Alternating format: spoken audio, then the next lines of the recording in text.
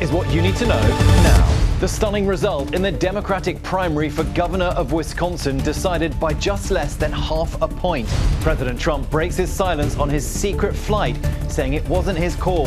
And the 3 reasons to look up today: a planet parade, an eclipse, and a meteor shower light up the sky. I'm James Longman from ABC News. It's Wednesday, August 12th, and this is what you need to know. Let's get right to the big story. David Crowley has won Wisconsin's Democratic primary for governor in a race that came down to fewer than 4,000 votes out of nearly 800,000 cast.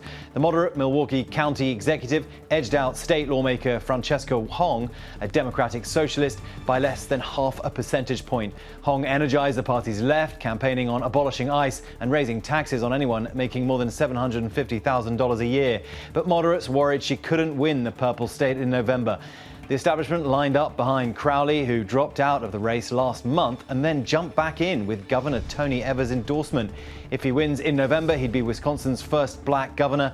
Polls had Hong as the heavy favorite. The second straight week, a moderate Democrat blew past expectations. Crowley now faces Republican Congressman Tom Tiffany in one of the country's most important swing states. Deadly storms are tearing across the Midwest, with winds topping 90 miles per hour near Chicago and multiple tornadoes touching down. At least 3 people are dead, including a 4-year-old child killed when a tree fell on a home in Indiana. Flash flooding in Ohio submerged cars and kept emergency crews from reaching 1 victim in time. Hundreds of thousands are without power. Some outages could last for days.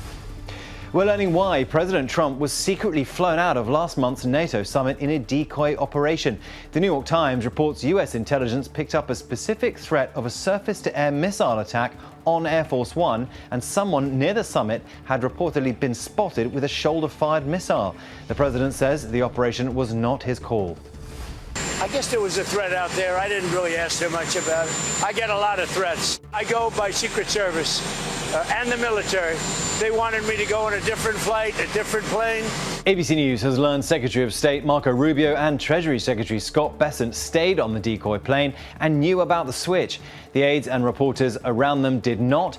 Democrats are demanding a congressional briefing asking what protected the people left on a plane, quote, judged too dangerous for the president. The White House has not confirmed the details, saying it uses, quote, every tool at our disposal to protect the president. Time is running out to find survivors in Colombia's devastated earthquake zone, but several thousand are still listed as missing. The death toll from Monday's quake, now more than 200 people, but that's expected to rise as more remote areas are reached. An American disaster assistance response team is now in Colombia to help. A U.S. Marine veteran held in a Russian prison for 4 years is now back on U.S. soil. Robert Gilman was released on humanitarian grounds because of concerns about his health, and he got a phone call from President Trump. The 32-year-old was accused of kicking a Russian police officer. Gilman's family said his treatment in prison left him unable to eat or respond. He'll now be treated at a military hospital in Texas. TikTok is facing another lawsuit, this time from Pennsylvania. The state's attorney general accuses the platform of failing to protect young people from becoming addicted to the app and claims TikTok is marketing itself to teens despite inappropriate adult content. TikTok says the lawsuit relies on misleading claims and ignores the safety measures the company has implemented. A similar case against Instagram parent company Meta goes to court today in California.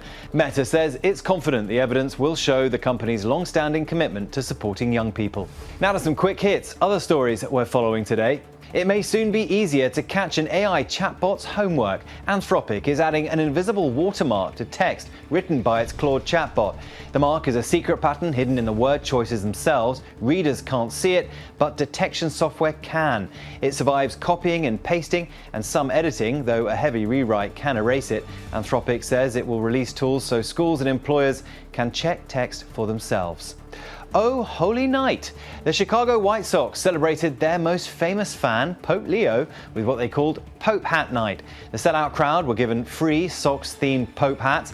One player even got in on the fun after he made 3 solo home runs.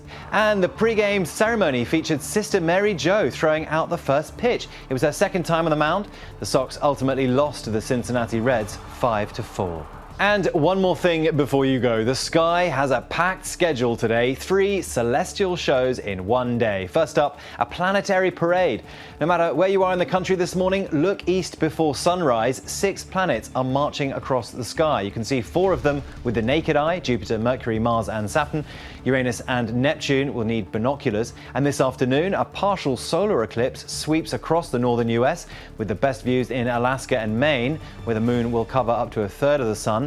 Just be sure to wear those special eclipse glasses. Across the Atlantic, mainland Europe is getting its first total eclipse since 1999. And tonight, the Perseid meteor shower peaks under a moonless sky. It's the best viewing conditions for that shower until 2045.